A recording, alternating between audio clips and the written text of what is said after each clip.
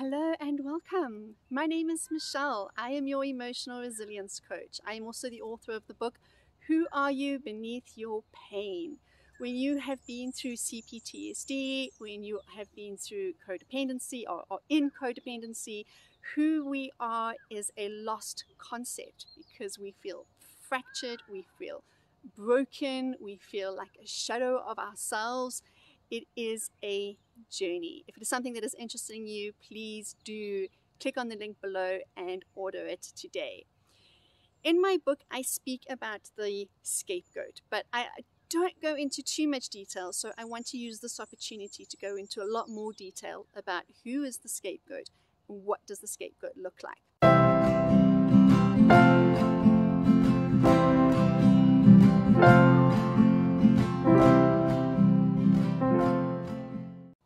So I say in here, during abuse and dysfunction, things are seldom ever about us, unless of course they need a scapegoat.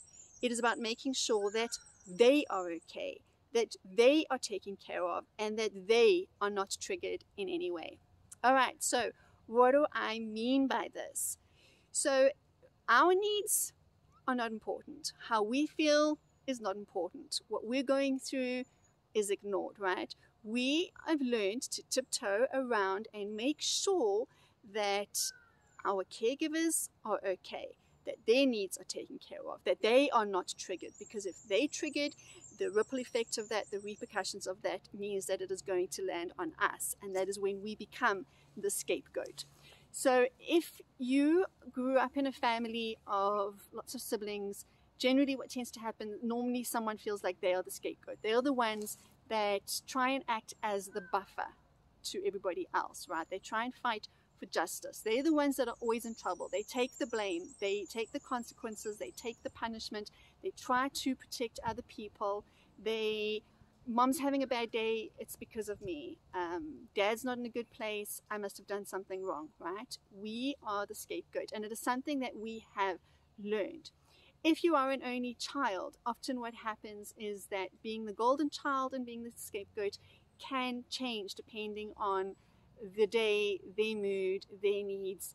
You could be really great, really wonderful, really awesome, and just like that, you could be the worst thing ever, right? The behavior is not consistent. People who come from narcissistic backgrounds are very aware of living with the hot and cold dynamic of the family.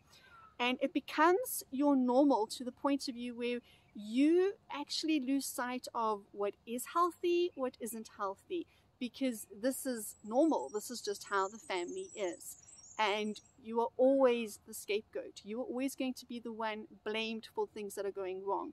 You are always going to be one who wasn't enough somehow. You didn't try hard enough, work hard enough, do enough.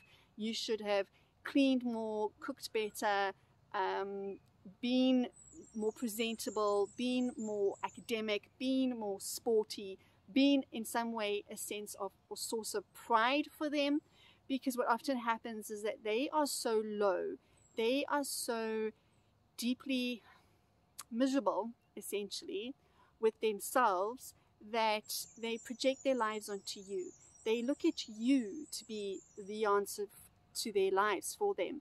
So either you are going to be everything they feel they need it to be, or depending on their mood, they're going to feel very threatened by you. Maybe you're too pretty, maybe you're too successful, maybe you are a better cook, maybe there is something about you that they find threatening, and because they can't have that in their lives, then what's going to happen is they're going to pick fault with you. They're going to find things that are wrong with you, and they're going to be critical, and they're going to belittle, and they're going to pull you apart bit by bit, bit by bit.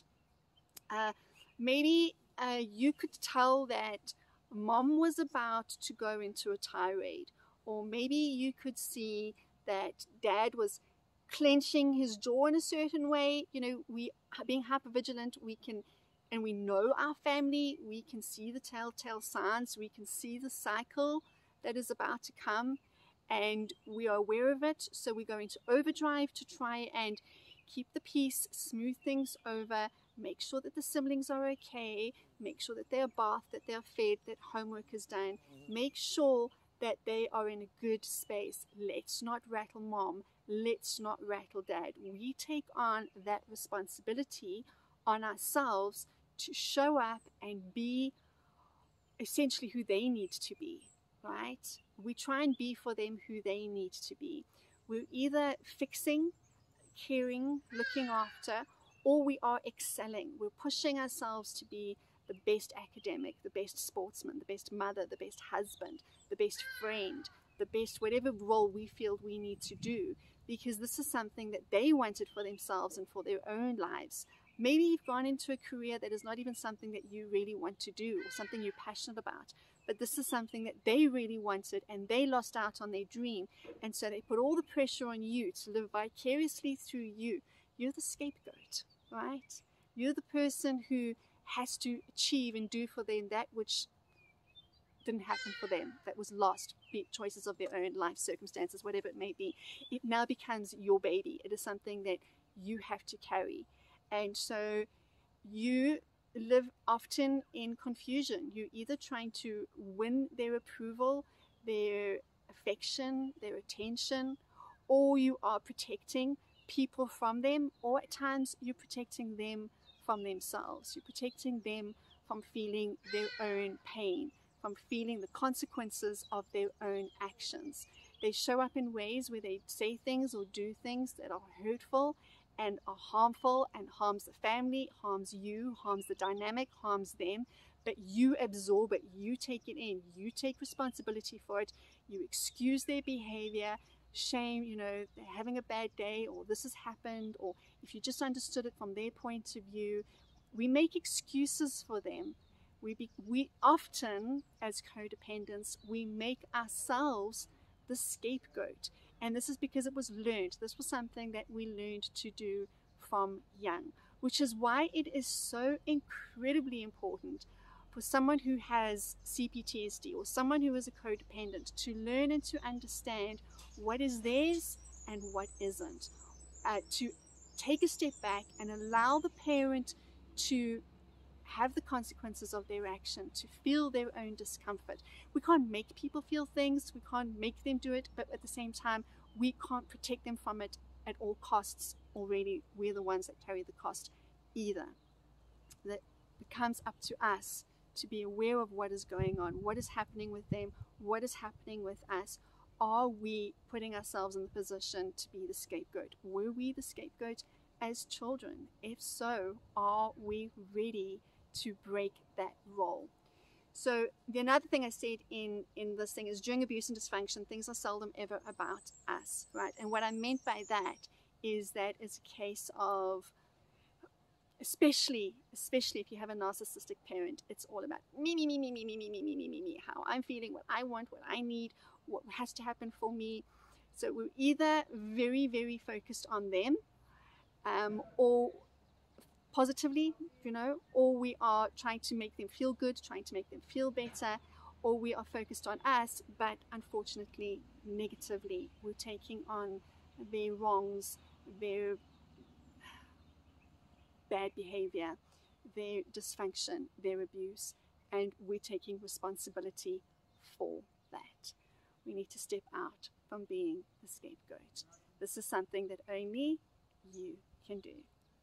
If this resonates, please do hit like, subscribe, the notification button. Please come on over to Instagram at The Emotional Resilience Coach. My name is Michelle. Come say hi to me there. I'd love to meet you.